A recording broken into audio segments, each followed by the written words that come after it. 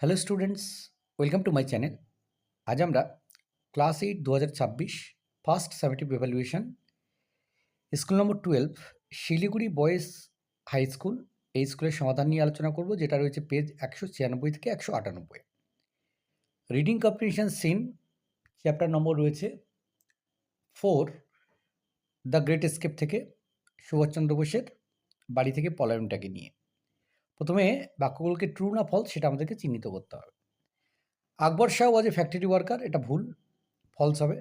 Shishir purchase baggy salwars and a black fez, false হবে। এখানে দুজনে আকবর শাহ এবং শিশির দুজনেই কিন্তু কিনেছিল একত্রে, তাই শুধু শিশিরের নাম করলে হবে না। কমপ্লিট দ্য ফলোইং সেন্টেন্সে Shishir went to a printer shop and ordered a set of calling cards, কিছু নাম লেখা কার্ডের অর্ডার করেছিল।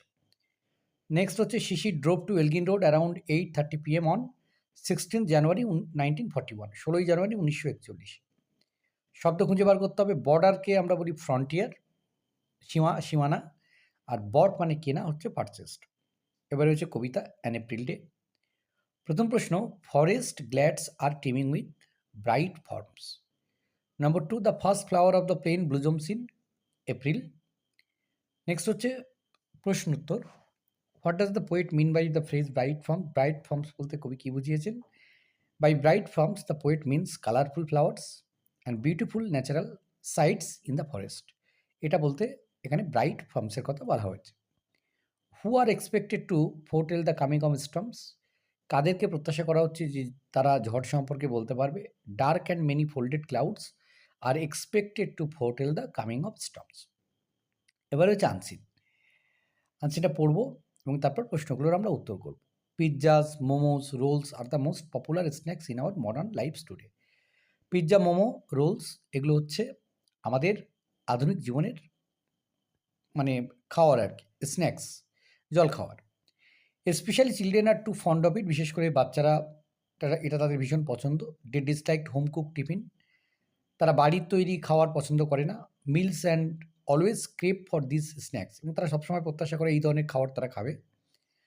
Little do they know about the harmful preservatives, artificial spices, harmful vegetable oils that are use to make them. তারা তো আর জানে না যে এখানে ক্ষতিকর সব সংরক্ষিত জিনিস মানে সংরক্ষণ করার জন্য ক্ষতিকর জিনিস দেওয়া হয়, রাসায়নিক থাকে, আর্টিফিশিয়াল স্পাইসেস থাকে, হার্মফুল ভেজিটেবলস অয়েল থাকে, যেগুলো দিয়ে এটা তৈরি হয়। Daily consumption of this items result in serious stomach travels and other physical elements among children. আর এটা যদি প্রতিনিয়ত খাওয়া হয় তাহলে আমাদের কি হতে পারে, যে পাকস্থলীর সমস্যা দেখা দিতে পারে এবং শারীরিক সমস্যা কিন্তু দেখা দিতে পারে বাচ্চাদের। Doctors want that if children keep eating more of these snacks, the next generation will suffer for many different diseases at a very young age. Doctor বলছে যে ছেলেমেয়েরা যদি ছোটোবেলা থেকে ক্রমাগত এই একটানা এই ধরনের স্ন্যাক্স খেতে থাকে, তাহলে তাদের পরবর্তী জেনারেশন, মানে তারা যখন বাবা মা হবে, তাদের যখন ছেলেমেয়ে হবে, তারা যখন আসবে, তারা কিন্তু শুরু থেকেই, জন্মের পর থেকেই কিন্তু খুব কম বয়স থেকেই তারা কিন্তু বিভিন্ন ধরনের রোগের সম্মুখীন হতে থাকবে। তাহলে এটা হচ্ছে ফাস্ট ফুড খাওয়া এবং তার ক্ষতিকর দিকগুলোকে নিয়ে কিন্তু আনসিনটা তুলে ধরা হয়েছে। এবার আমরা প্রশ্ন উত্তরগুলো নিয়ে আলোচনা করব। প্রথমে রয়েছে true false. Children dislike home cook food, এটা ট্রু হবে, বাড়ির তৈরি খাবার তারা পছন্দ করে না।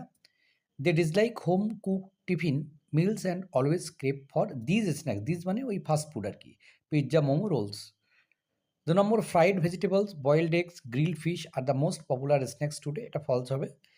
Pizza, momos, rolls are the most popular snacks in our modern life today. Next রয়েছে daily consumption of momos, rolls result in a strong and healthy body, কখনো না, শরীরের ক্ষতি করে। Daily consumption of these items, these means momos, rolls, pizza, result in serious stomach travels and other physical elements among children. এবারে হচ্ছে grammar and vocabulary. Sumana was eating chowmein, present perfect continuous tense পরিবর্তন করলে সঠিক উত্তর হচ্ছে Sumana has been eating chowmein. Perfect present perfect continuous টেন্সে have been has been থাকে।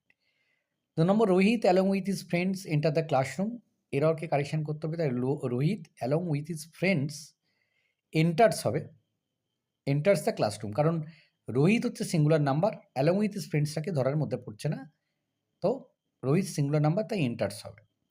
ইট was a memorable journey, suffix বা সাফিক্স যুক্ত করলে মেমোরেবল হচ্ছে এবেল হয়ে যাচ্ছে, মেমোরেবল স্মরণীয় মুহূর্ত। হিজ ট্যালেন্ট ইজ কমন, কমনের অ্যান্টনিম হচ্ছে আনকমন।